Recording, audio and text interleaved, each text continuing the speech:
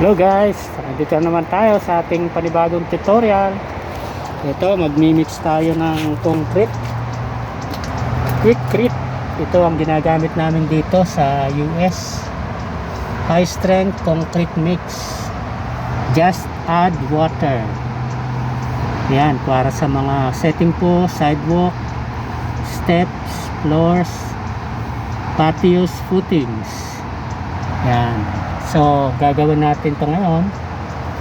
Ito ang ating project, guys. Magbubuhos tayo ng poste. Kasi itong aming gate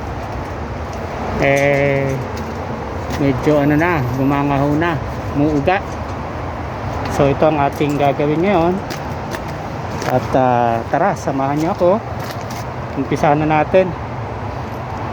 Naumpisahan ko na ito kahapon at ngayon ko lang pakikita sa inyo ang bagong technique dito sa US ay nakamix na, may semento na, may buhangin na at may graba na ito. Just add water na lang, guys. Kaya tara at umpisahan na natin. Usually, as usual, kailangan natin ng pala. Yan, kailangan din natin ng trowel. At syempre, huwag kalimutang maglagay ng gloves.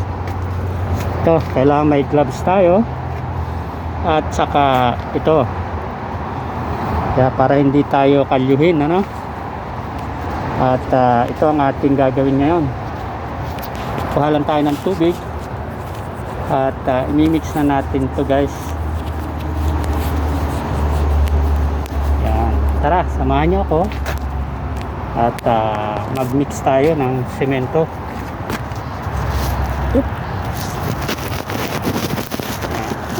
Yan. Lapit lang natin ang konti dito. Maiksi kasi yung aming hose. Yan. Tapos atin lang itong tanggalin natin itong at nilagyan ko na rin ng konting bato kasi napansin ko maliliit ang bato nilang nilagay doon sa binilihan. Yan, maliliit siya, guys, kaya sinamahan ko na rin ng konting bato kasi medyo para makatipid-tipid tayo.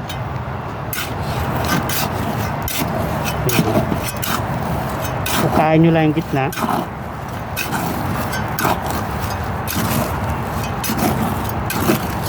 At ito nga pala, magandang paraan. Dito na namin minimix sa wheelbarrow para kung malayo ang tubig, pwedeng doon na natin kung saan malapit ang tubig, hindi ka pa magkakalat. Yan, lagyan lang natin ng sapat na tubig. Ang timpla natin dito 1:2:1:4, 1:2:3. Yan. At kuha natin yung pala at mimix natin ang pakunti-kunti ito para mag-settle siya, mag-set in yung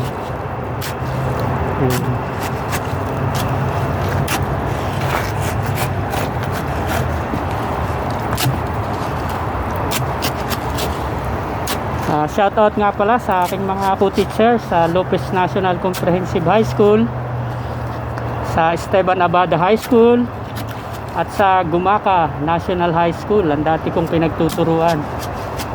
Abangan nyo ako, guys. Sana bigyan nyo pa ako ng isa pang chance para makapagturo ulit. babalik ako sa pagtuturo ngayong taong ito. At sana tanggapin pa ulit ako. At yun ang dream ko, makapasok ulit sa pagtuturo. Dahil yun ang aking hilig talaga, yung love magturo. Kaya kahit nandito ako sa Amerika, ay pinipilit kong gumawa ng mga ganitong tutorial para ma-share ko naman yung aking mga bagong kaalaman dito sa Amerika. So sa palagay ko, kulang pa tayo sa tubig. Kailangan kasi natin dito yung masabaw, dahil ang binabanubusan natin ay poste. Kailangan masabaw. So dagdagan pa natin ng kaunting tubig, guys. Konti-konti lang, mahina lang.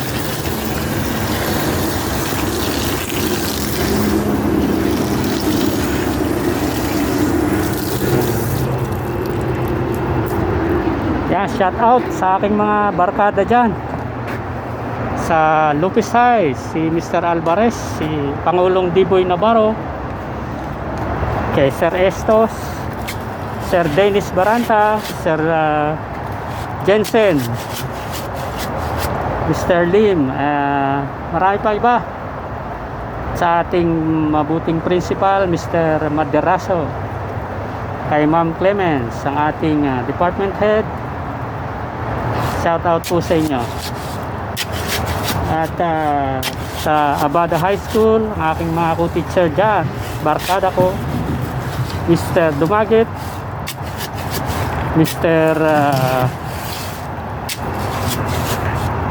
Darit Cabora, Jess, si Jess, Paring Alan. Yan, marami pa iba.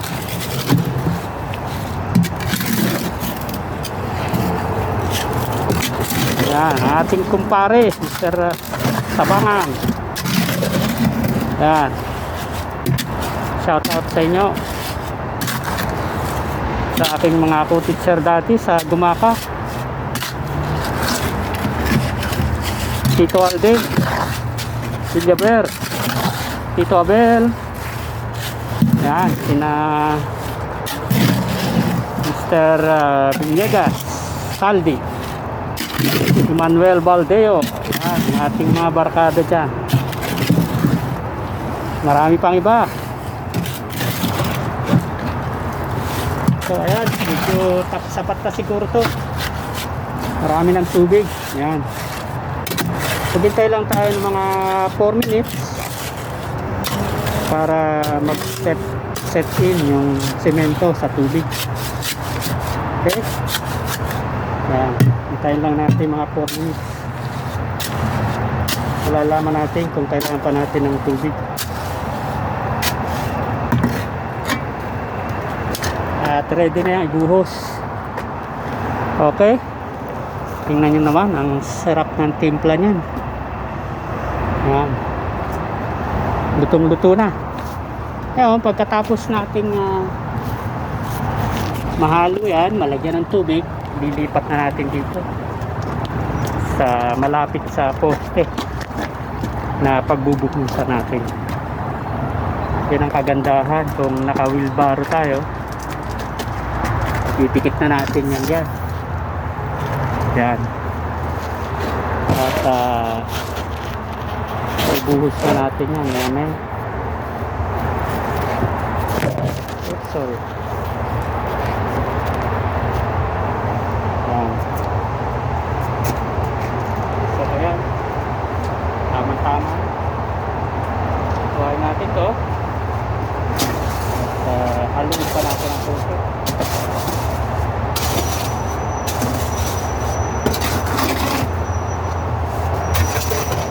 Nakita nyo naman, nilagyan ko ng mga sanga-sanga ng kahoy. Mainit dito kanina, kahapon. Yan, mamaya mainit na naman. Kailangan natin paraan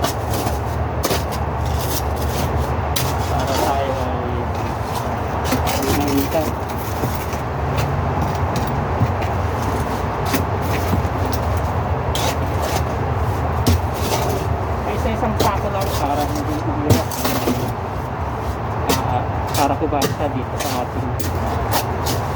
wheelbarrow.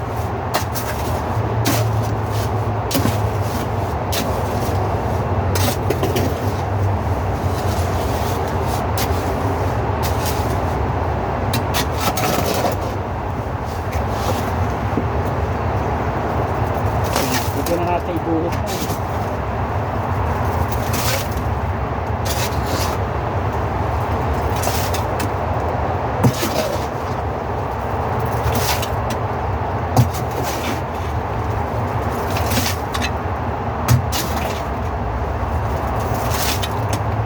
na. Kabili lang pag ginamitan natin ng wheelbarrow.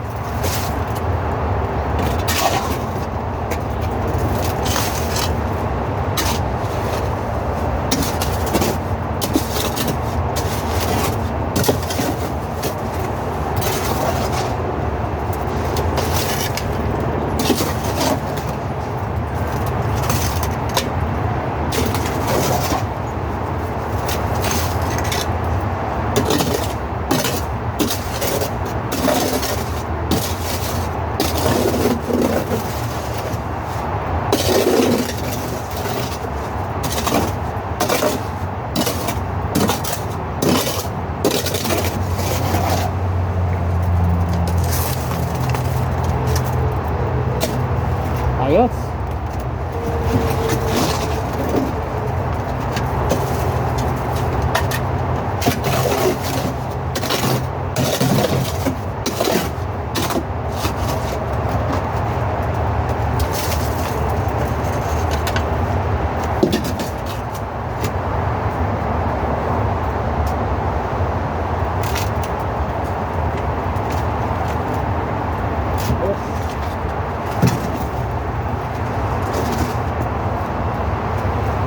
Isa.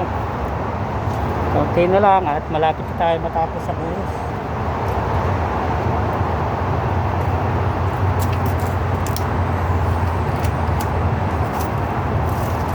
So pwede nating dagyan ng konting semento pa, konting bato. Yan.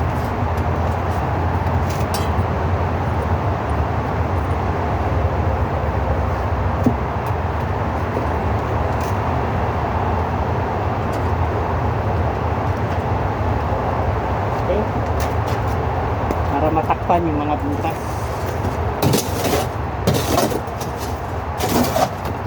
Isa natin dito.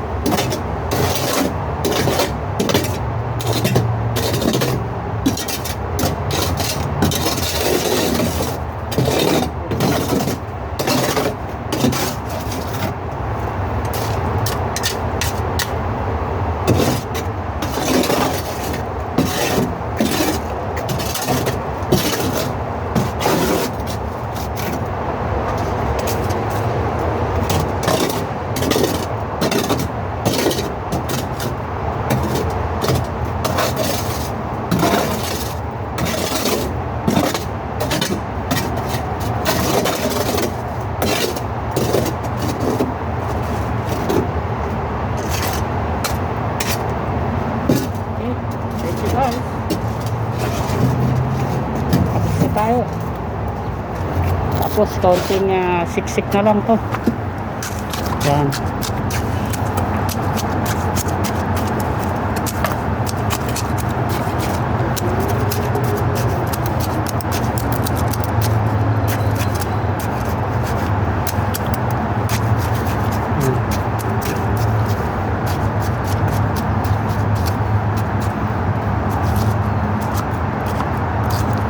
I-repair na lang natin yan after use.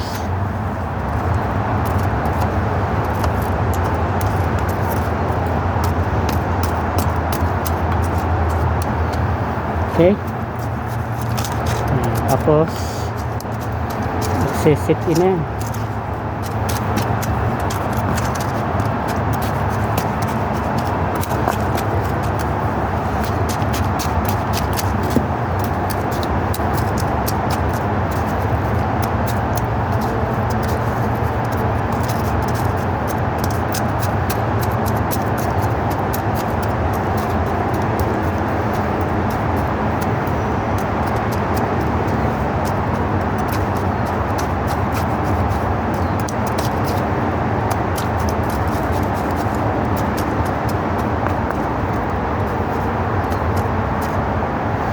Okay guys, thank you very much.